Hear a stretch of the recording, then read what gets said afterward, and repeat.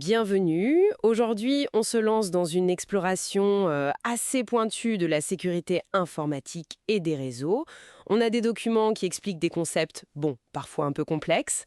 C'est ça. Notre but, décrypter ensemble les vulnérabilités courantes, les défenses possibles.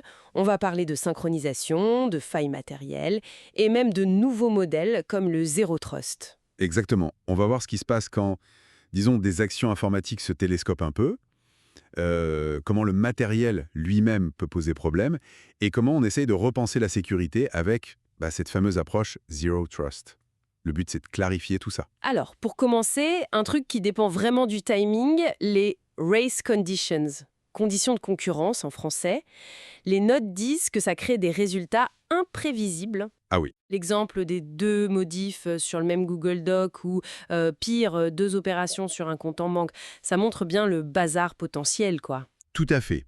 Et le point clé, vraiment, c'est qu'il faut au moins 2 opérations en parallèle, D'accord. qui touchent à la même ressource, au même moment.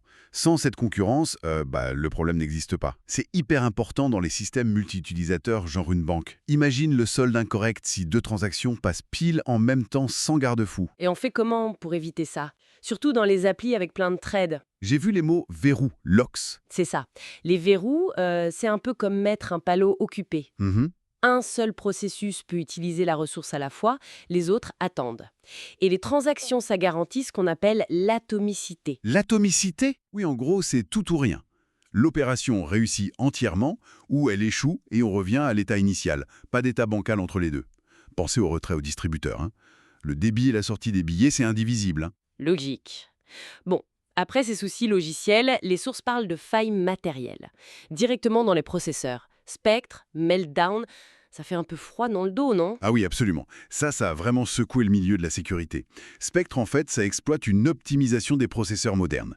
L'exécution spéculative. C'est-à-dire?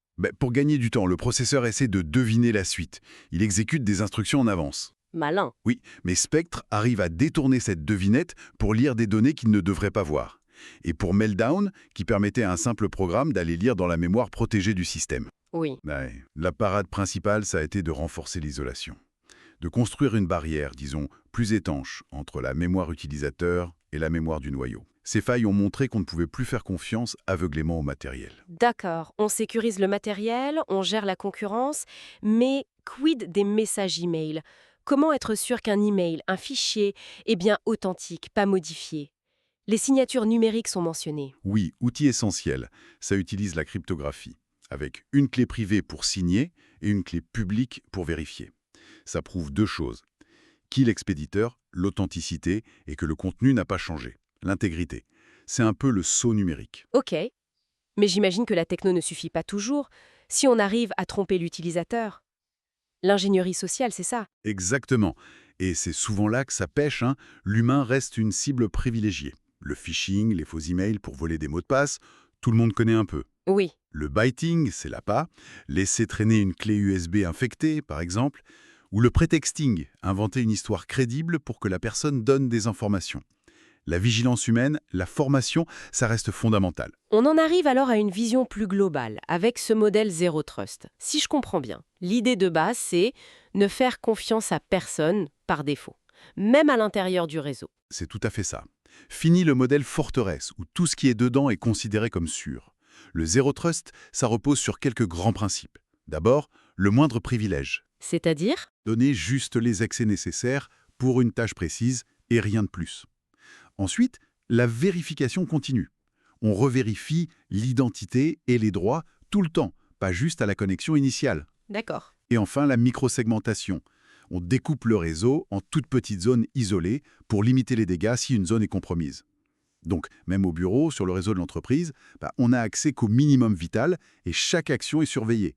La confiance, ça se mérite, à chaque instant. Donc, si on résume cette rapide plongée, on a vu l'importance de bien gérer le timing pour éviter les race conditions, la prise de conscience que même le matériel, nos processeurs peuvent avoir des failles, Oui, le fait que l'humain reste une cible via l'ingénierie sociale, et puis ce changement de cap avec le Zero Trust qui dit en gros, la confiance, ça ne se donne pas, ça se prouve. tout à fait. Et pour ouvrir un peu la réflexion, ce principe du moindre privilège, au cœur du Zero Trust, il est intéressant. Si on l'appliquait plus systématiquement, au-delà des entreprises, à nos téléphones, nos applis, nos données perso, accorder juste le minimum d'accès nécessaire à chaque instant. Comment ça pourrait transformer notre relation à la technologie et notre vie privée? C'est une piste de réflexion, je trouve.